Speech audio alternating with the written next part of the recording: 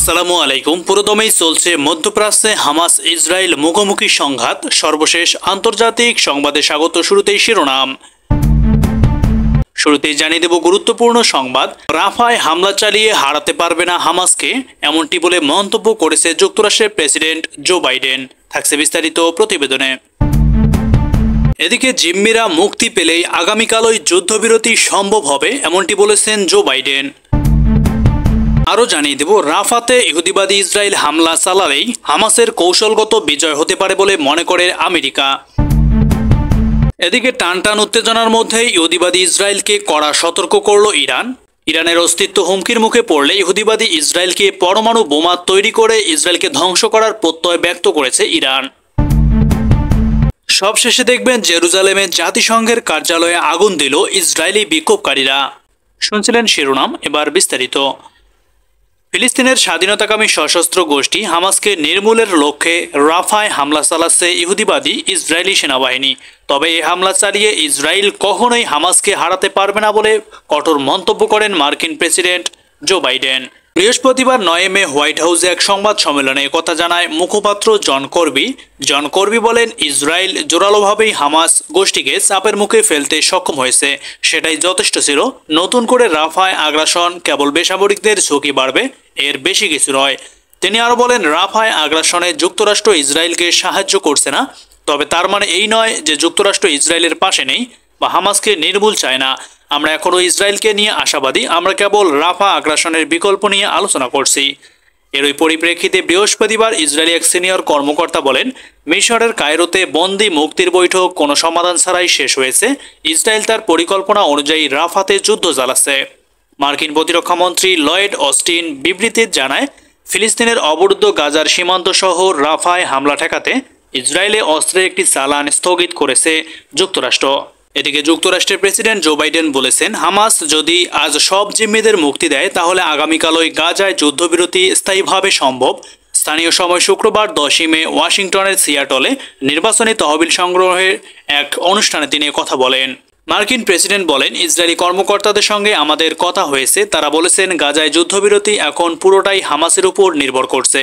যদি হামাস জিম্মিদের ছেড়ে দেয় তাহলে আজ থেকে গাজায় ইসরায়েলি অভিযান বন্ধ করা হবে এবং আগামীকাল থেকে আনুষ্ঠানিকভাবে যুদ্ধবিরতি ঘোষণা করা হবে।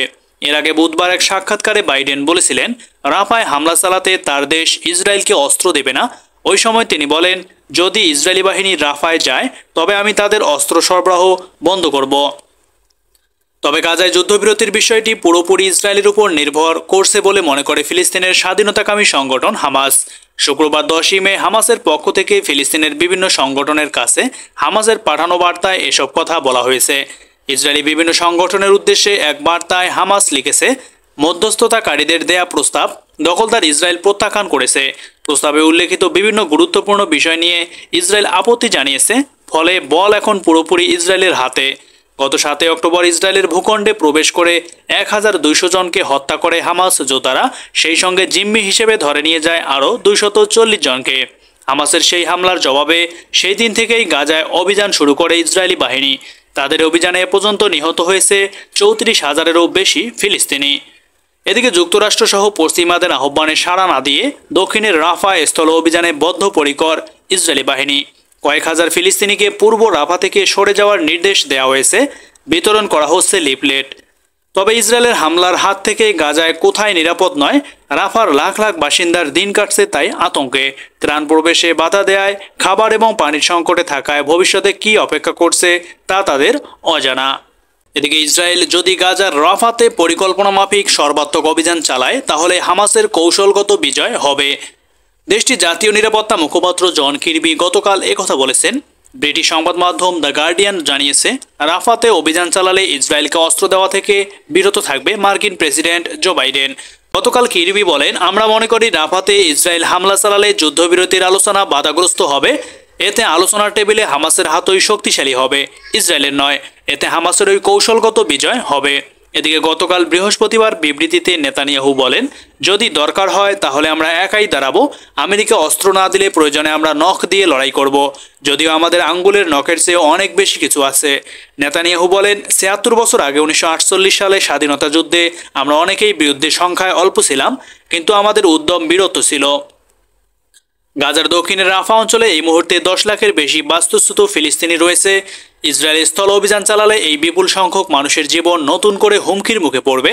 মার্কিন কর্মকর্তারা বারবার ইসরায়েলকে সতর্ক করে বলেছে, এখানে কোনো অভিযান চালানো হলে বহু বেসামরিকের প্রাণহানি হতে পারে।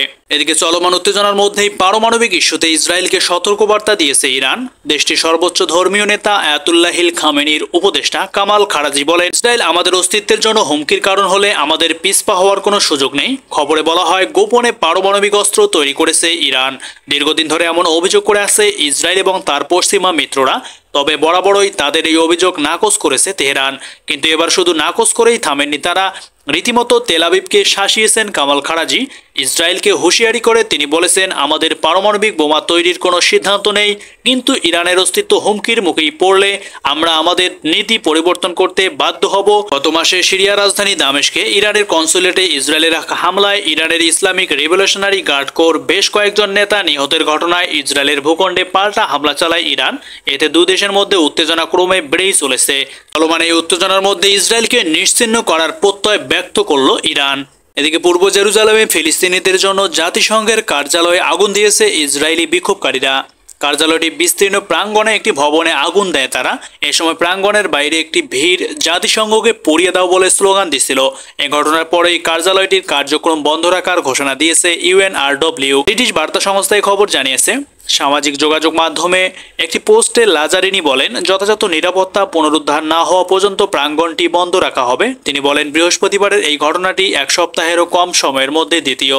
একে একটি আপত্তিকরজনক ঘটনা বলে অভিহিত করেছেন লাজারিনি।